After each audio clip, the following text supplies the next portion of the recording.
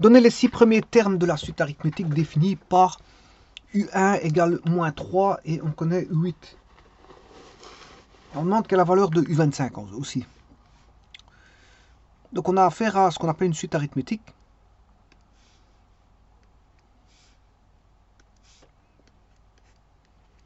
Voilà, ça s'écrit comme ça.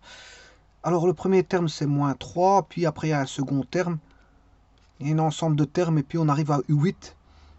U8 qui vaut 32. Eh bien, je vais le faire directement dans un tableur.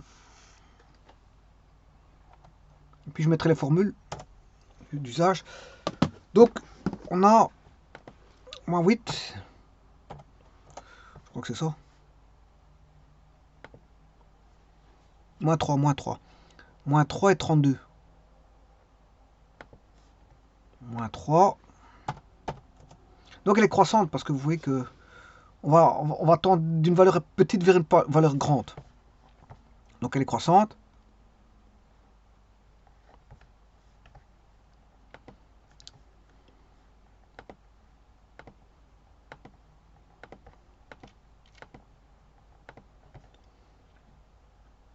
Et alors, j'ai déjà oublié, U8 vaut 32.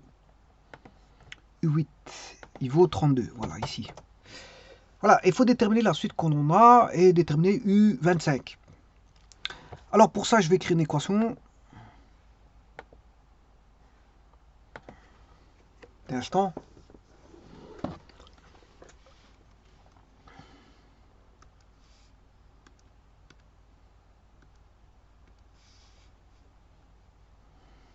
Donc on sait bien que dans les suites arithmétiques, UN est égal à U1 plus N-1 fois la raison qui est dénommée R dans les suites arithmétiques. On connaît U1, ça vaut moins 3. Alors on demande de rechercher la raison. Donc ça va être une inconnue connaissant U8. Et U8 vaut, je ne sais plus combien, 32.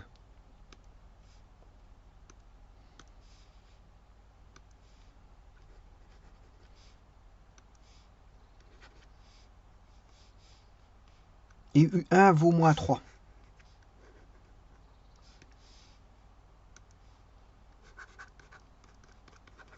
Donc si je remplace dans cette formule que voici, U8 est égal à U1 qui vaut moins 3, plus 8 moins 1, ça fait 7 fois la raison, et U8 vaut 32. Donc c'est-à-dire que 7 fois la raison égale 32 plus 3, 35, et donc la raison vaut 35 divisé par 7. Ce qui fait 5. Voilà, la raison vaut 5. Donc là, la raison est déterminée. Et je dois chercher U25.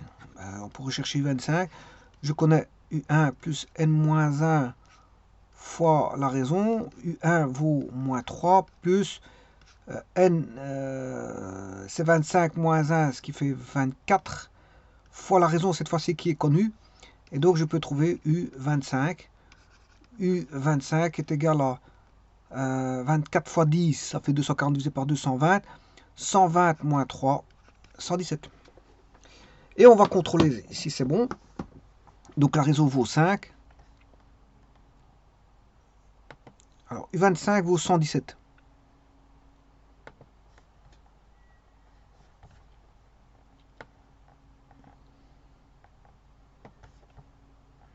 Je vais mettre ici, là, en position 25. Et maintenant je vais mettre la raison. La raison vaut 5. Donc une suite est définie. Le suivant est égal au précédent plus la raison qui reste inchangée, qui est constante.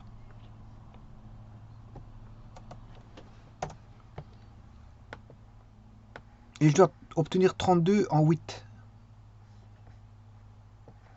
Et voilà, c'est bon.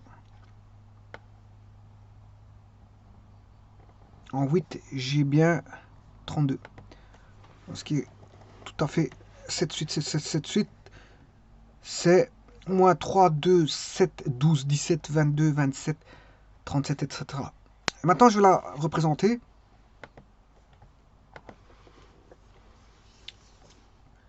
Alors, un point, c'est 1 moins 3, c'est le premier point.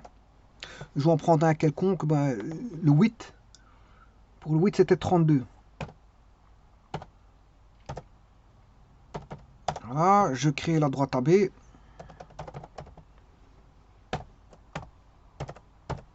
Voilà son équation. Et à partir de là, je crée une séquence. Alors, y égale 8 cinquièmes plus 5x.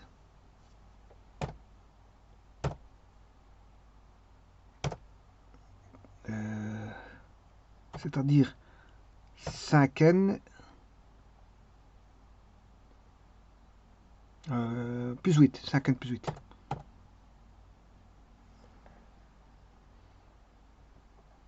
Virgule. La variable c'est n. On va aller de 1 jusqu'à 25. Ah, petit problème.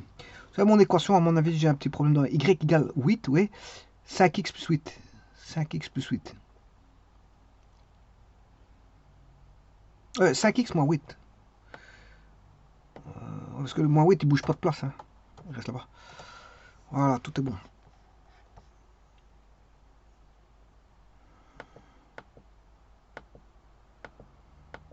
Donc, c'est une suite arithmétique, donc c'est une suite linéaire, si vous voulez.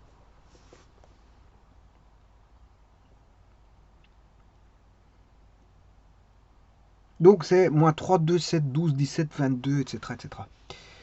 22, 27, 32. Je peux encore reculer. Hein. Voilà. Jusqu'à 25. Après, on va 112. Puis ce sera 116. 117. Parce que c'est plus 5. La raison est plus 5.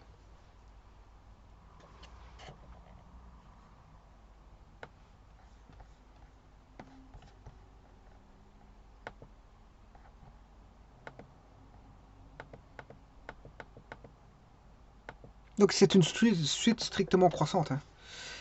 Hein. Alors pourquoi la suite est strictement croissante? Parce que le coefficient angulaire est positif. Tout simplement.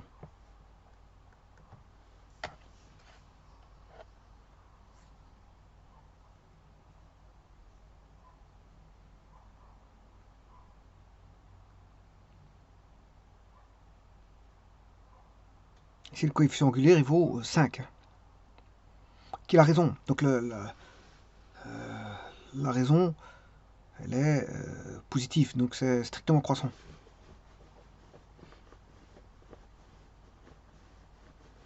Je vous remercie.